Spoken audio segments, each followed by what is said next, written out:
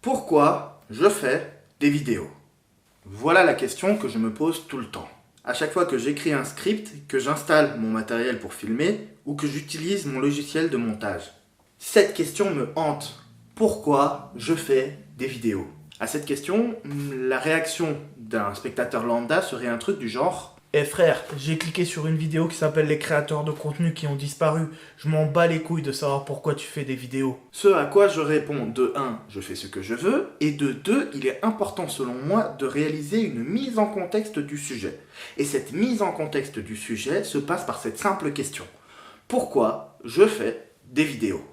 Depuis toujours, j'adore regarder des films, des séries, des dessins animés, de jouer à des jeux vidéo, ou simplement de lire un livre. Consommer encore et encore du matériel culturel, j'adore ça. Je prends plaisir à découvrir une nouvelle histoire ou une nouvelle œuvre qui est parfois tout public et parfois un peu moins tout public. Je suis pour ainsi dire comme tout le monde. Et un jour, à la sortie du cinéma il y a 12 ans, une envie m'agrippa les tripes, un mal qui a touché un nombre incalculable de personnes. Je voulais créer, je voulais filmer, je voulais créer une nouvelle histoire. Plus que tout, je voulais donner ce que j'avais reçu ce jour-là. Le plaisir d'avoir été pendant 2 heures emporté dans un autre monde. Pour être honnête, au début, cette vidéo devait être un hommage à un youtubeur que j'adore, enfin plutôt un ex-youtubeur que j'adore, à savoir Monsieur 3D. Je l'ai connu assez tardivement, à une époque où il était déjà plus trop actif, et d'un seul coup comme ça, il a décidé tout simplement d'arrêter. C'est son choix le plus pur, et par la suite, il a décidé de complètement supprimer ses vidéos. Et j'ai été super méga triste. Je sais pas pourquoi, mais je l'ai vraiment vécu comme une catastrophe. Je me rappelle d'où j'étais, de ce que je faisais au moment où j'ai vu qu'il avait supprimé ses vidéos. Je pense que c'est parce que j'aimais ses vidéos. Et j'aimais sa patte qu'il met dans ses vidéos, que je retrouve parfois dans certains youtubeurs, mais malheureusement en légèrement différent. En creusant un peu, j'ai pu récupérer ces vidéos d'une manière que je tairai ici pour cette vidéo, mais que je vais simplement appeler la magie d'Internet. Je voulais en savoir plus. Qu'on ait envie d'arrêter, je comprends tout à fait, mais pourquoi aller jusqu'à supprimer toutes ces vidéos? Donc j'ai commencé à faire des recherches, à prendre quelques petits messages par-ci, par-là, et je suis arrivé à différentes théories, 3 en fait en particulier. Mais de toute façon, ces théories, je ne vais pas les exposer ici, tout simplement parce que je pense que j'irai à l'encontre de la volonté de Monsieur 3D, ou pire que je pénétrerai sa sphère privée. C'est dégueulasse comme phrase.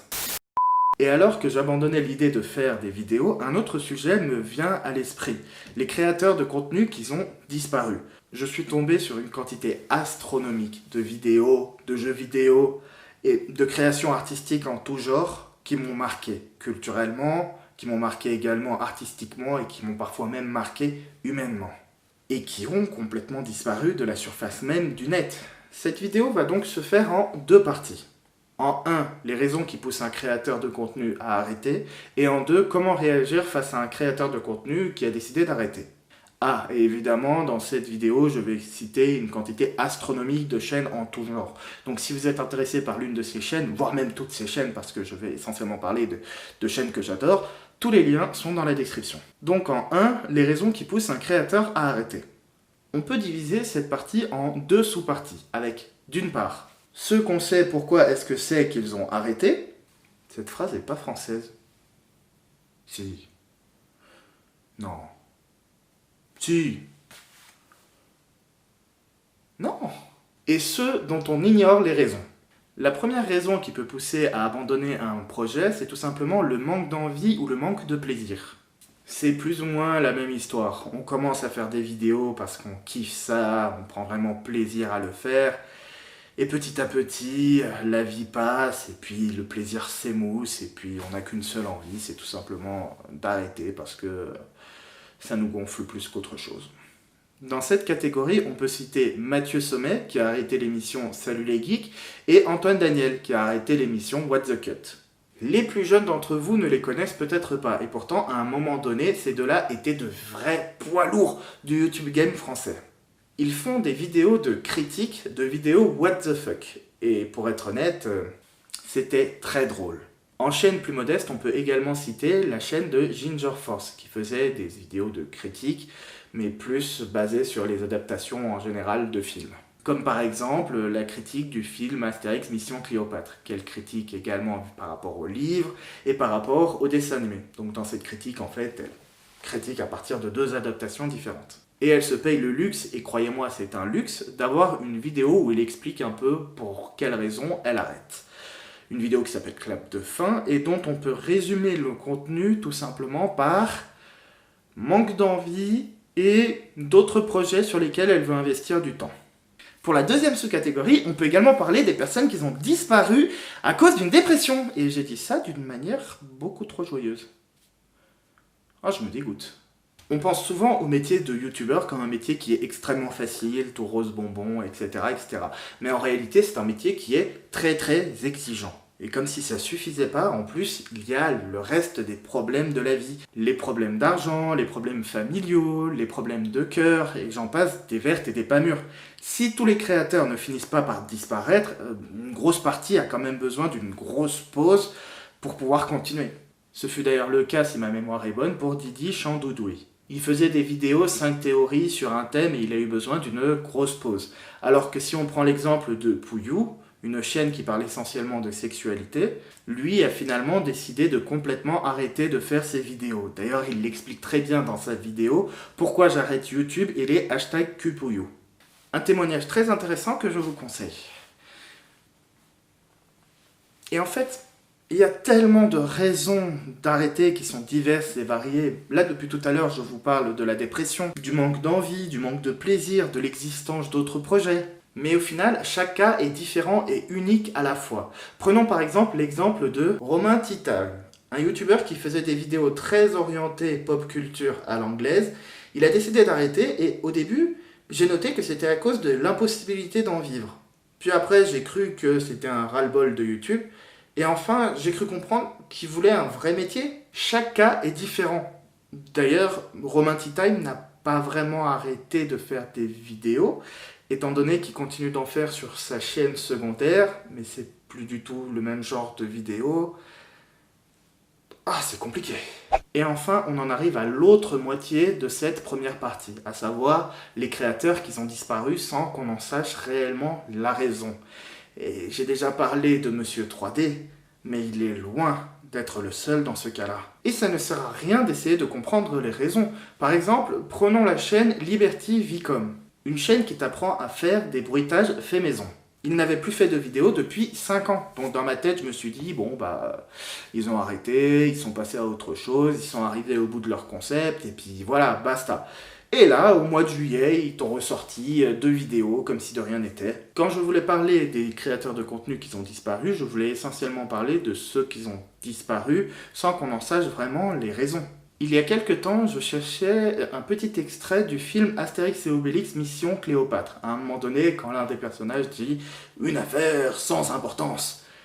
Et là, je tombe sur la chaîne de Cyprien Borghese qui en a fait un remix musical. Il a fait également d'autres compositions musicales et j'avoue que je les aime beaucoup. Mais il faut savoir que sa chaîne YouTube ne compte que 7 abonnés.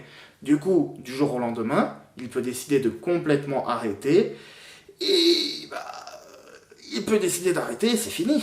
C'est d'ailleurs une raison qui peut pousser à laisser tomber, le manque de public. Et ce sont des chaînes qui peuvent décider d'arrêter du jour au lendemain, voilà, sans qu'on sache les raisons. Et le fait qu'ils ont un public assez restreint, contrairement par exemple au luxe, comme j'avais dit tout à l'heure, d'avoir une vidéo qui explique pourquoi on arrête, dans certains cas, juste la personne arrête. Et malheureusement, on ne peut rien y faire. Je vous ai parlé de certains vidéastes, mais j'aurais pu également vous parler de Senawak. La chaîne YouTube de Senawak, qui est plutôt dans la critique de cinéma pour globaliser assez vulgairement, et qui compte à peine une centaine d'abonnés, malgré des vidéos de très très bonne facture. J'aurais également pu vous parler de la chaîne Aekivox, qui n'a aucune vidéo et a 16 000 abonnés parce qu'ils ont supprimé toutes leurs vidéos, qui faisait plutôt des vidéos de critique et d'analyse plus que de critique, de discours, de débats parlementaires et même de techniques de rhétorique en général. Je trouvais cette chaîne super intéressante et du jour au lendemain, enfin, quand je dis sans raison, c'est plutôt sans qu'on sache les raisons.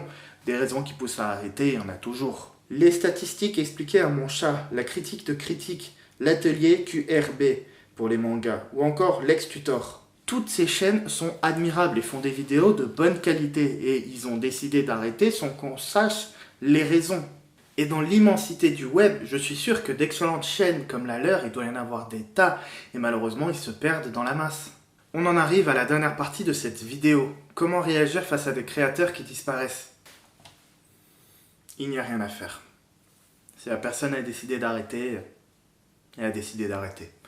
Vous pouvez encore envoyer un petit message de remerciement pour toutes ces vidéos, mais ça s'arrêtera là. Il a fait son choix et je pense qu'il faut prendre sur soi et respecter son choix, tout simplement.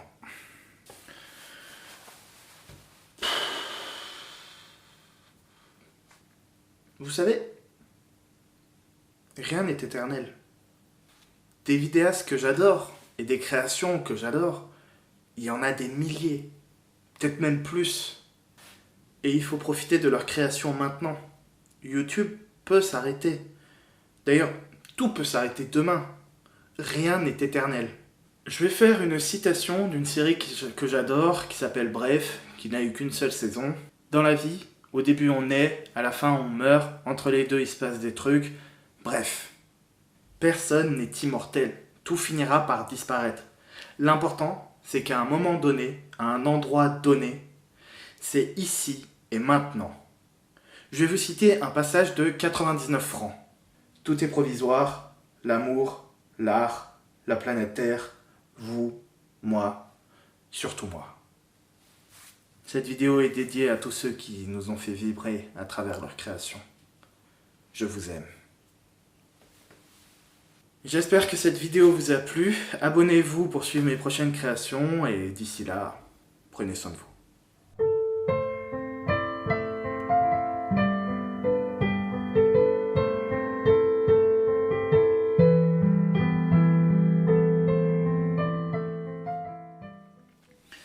Tan, tan, tan, tan, tan.